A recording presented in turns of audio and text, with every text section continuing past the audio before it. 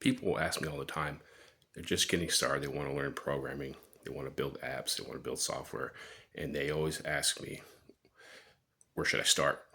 What should I learn? What programming language should I learn? What framework should I learn? Well, when you're first getting started out, you want to learn, there's basically three programming languages you want to start learning. It's JavaScript, HTML, and CSS. And especially JavaScript because most of the web runs on JavaScript. A lot of people will laugh at me and say, oh, you're not, JavaScript's been around forever and you just want to learn frameworks and learn React and a lot of the front end frameworks and, libraries and things like that. But if you're just getting started out, definitely JavaScript because most of the web is still using JavaScript. And that's just a reality. Like, I'm not sure what the number is, but it's like 70% of the web, 70% of websites still have JavaScript code in them. So it's extremely important because with JavaScript, you have to know how to manipulate the DOM, which is it's an advanced concept. But once you understand how to manipulate the DOM and do all that, and you understand that like the back of your hand, you can really understand some of these really complicated program concepts.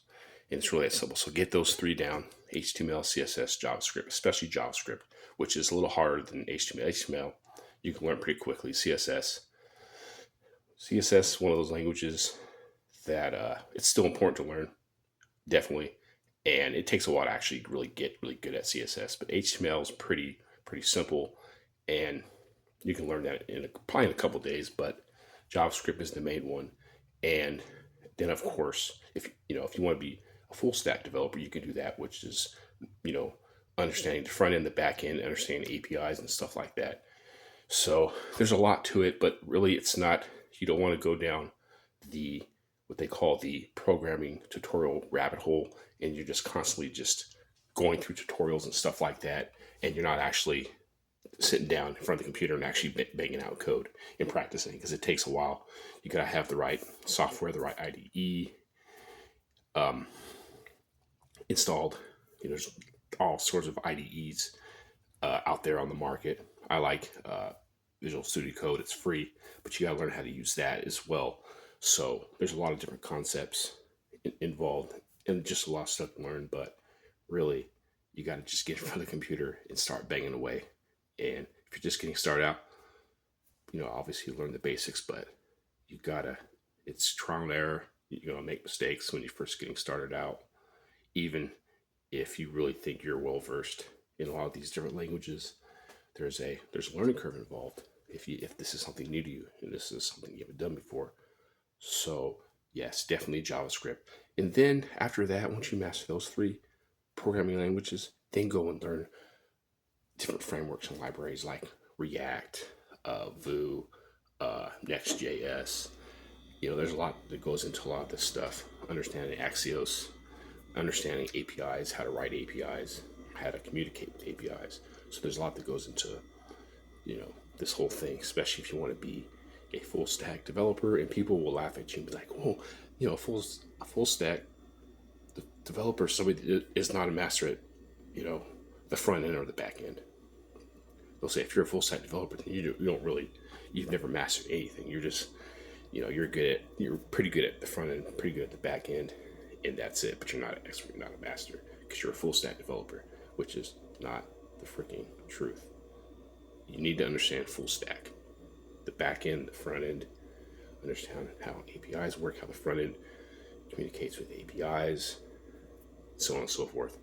PHP, another language that's been around forever. People will laugh at me. Oh, you need to learn PHP. Hey, it helps. PHP is a great language. People still make over $100,000 a year as PHP developers. There's companies out there that need PHP developers. That's just the truth. So, yeah, really, at the end of the day, it's about getting in front of the computer, banging out code a few hours a day, and just practicing and not getting, like I said, going down that tutorial rabbit hole and just, watching video after video and reading article after article, and you're just in learning mode and you're not even in action mode. You gotta take action. You gotta practice. Practice makes perfect. Learn those three: HTML, CSS, JavaScript. For front end, maybe React. Later on down the road. It's important to understand React, and probably on the back end, I like the Django on the back end, React on the front end, full stack, but then understanding APIs and stuff. And understanding that programming at the end of the day is two things. It's understanding that it's really just about variables and logic at the end of the day. If you really think about variables and logic, a big part of it is logic, especially on the back end.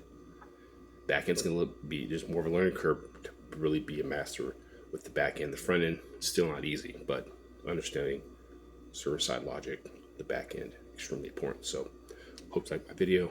Make sure you comment, like, and subscribe, and I will talk to you later.